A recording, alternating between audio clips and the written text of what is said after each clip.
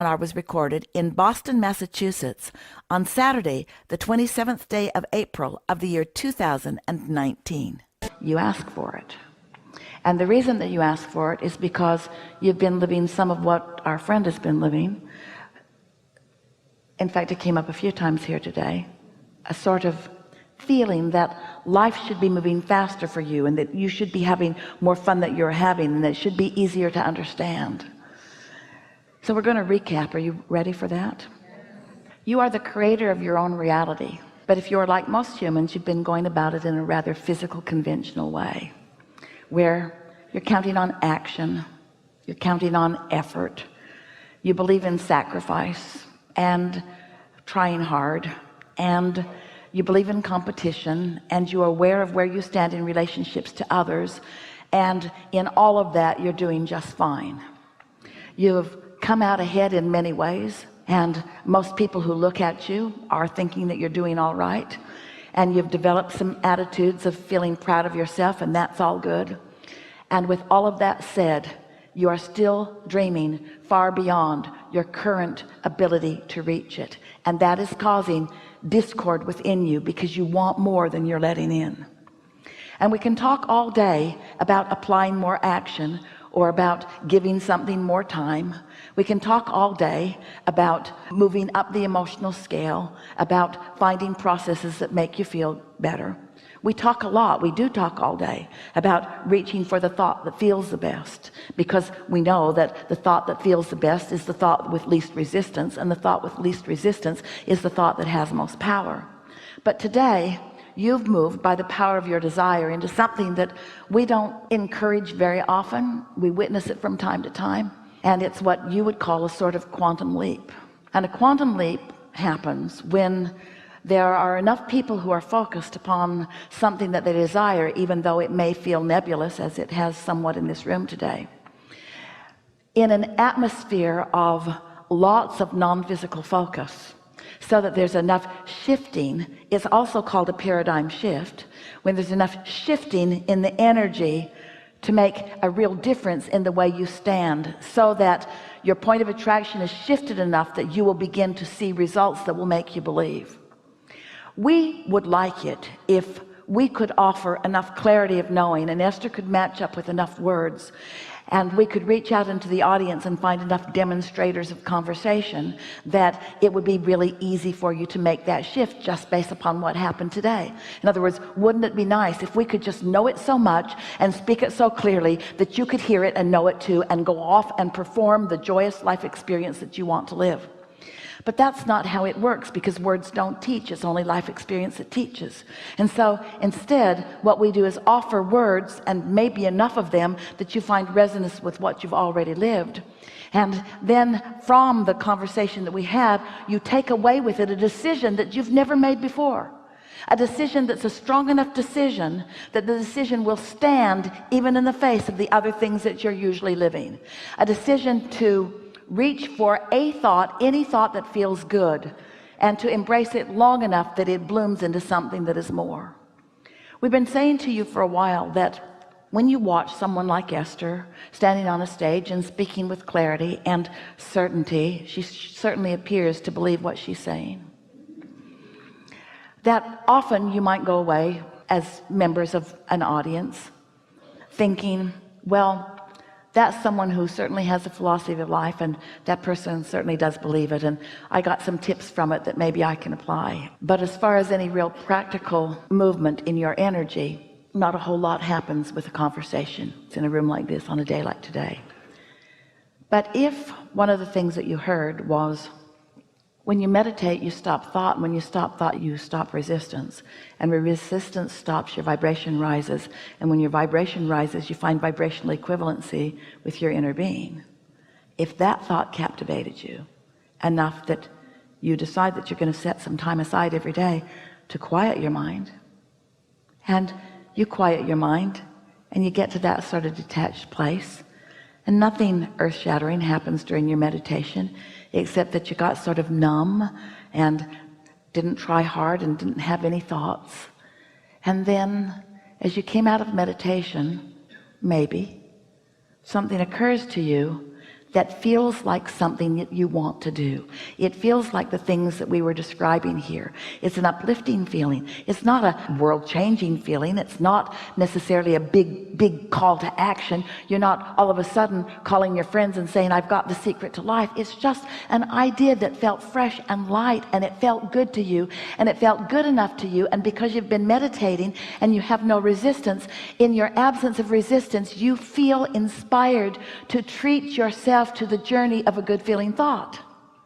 So you give yourself permission to follow this thought out a little further, rather than go back to work like you think you should, or rather than go mow the lawn like somebody expects you to, or rather than go do something that somebody else is expecting you to do. Instead, you follow the impulse of this good feeling thought, and in following the impulse of this good feeling thought, it leads to something that for sure you knew was also another good feeling thought, until you followed the thread, you followed the trend, you followed the stream of good feeling thoughts right into a manifestation of something that you've been wanting.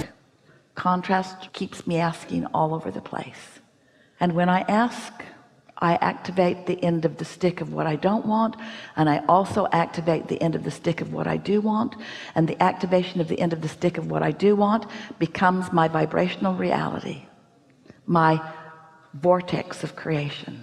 And little by little, through my step one-ing, I have created a magnificent creation. And now my inner being and all that is standing right smack dab in the middle of my vibrational reality, performing step two.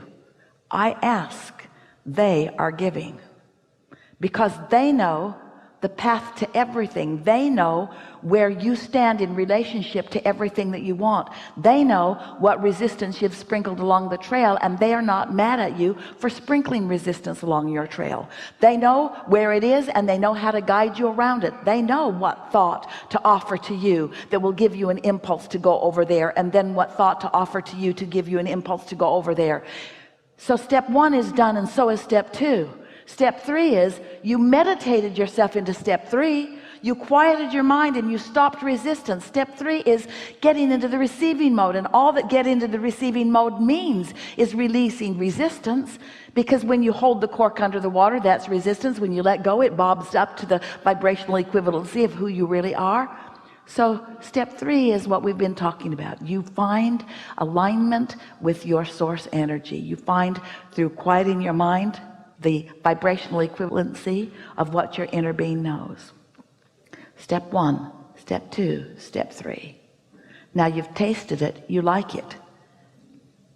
You say out loud to yourself and others, I really like this clear thought I have. I prefer clarity to confusion. I really like it.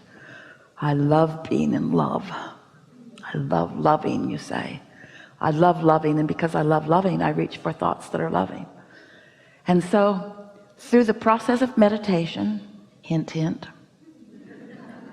and by looking for positive aspects, and by reaching for the best feeling thoughts that you can find, you practice the vibration of alignment. You practice this end of the stick, and it becomes easier and easier and easier for you until we pronounce you step four. Step four is just really good at step three. That's all step four is. You're really, really, really, really good at being in the state of receiving. And then step five is life comes to you, like our friend said. He's on his way home from a time of alignment. He gets bad news, and it doesn't feel bad, because it's in perspective. It's because in the step one moment that someone else is living, he's already over here on the other end of the stick with his inner being and their inner being. The problem has already created the solution, and you're already in alignment with the solution. You sort of getting the hang of how this works. So if we were standing in your physical shoes and we were leaving this gathering, and we were coming into conversation with people who haven't been here with you, who are wanting to know where you've been and what it was like, we'd say, it's hard to explain. A lot of it I really didn't understand. A whole lot of it I could have done without. But I've decided I'm going to be nicer to myself, and I've decided I'm going to have more fun. and I'm decided I'm going to think happier thoughts, and I'm going to decide that I'm going to look around for things that are surefire subjects for me to feel good about, and I'm going to concentrate as close to 100% on those things as I can. And your friend who wasn't here is going to say to you, isn't that unrealistic? And you would say, yes, but I've decided to leave reality and realism somewhere else because it's been tripping me up. I've decided to be right, or for the sake of justification. That's what I got from it. And they're going to say, it doesn't sound like you got much. Seems like sort of a small idea, or maybe even an obvious idea. And then you might say, I thought that too at first, but the presenter of the seminar seemed so determined to make the point that there's power in that I've decided to give it a go. I've decided that I'm going to accept that life so far has caused me to ask for a lot, and I've decided to begin right now letting more of it in. And your friend, if you've kept their interest, by now they've probably gone home and texted somebody about what's wrong with you. But if they're still hanging in with you, the next thing that you could say to them, the next thing that they might solicit from you is, so what does this mean? How's it going to play out? What advantage of it is to you? And you can say with as many words as you feel like saying, I'm not sure that it will lead to anything, but I believe that I will feel good in the moment. And for me right now, that's enough. I've decided to stop trying and efforting to make something happen. I've decided to accept my worthiness and my blessedness. I've decided to accept that I stand in a place where good things are flowing to me. And I've decided that as hard as I've been trying, I haven't been letting enough of them in. And so I've decided to take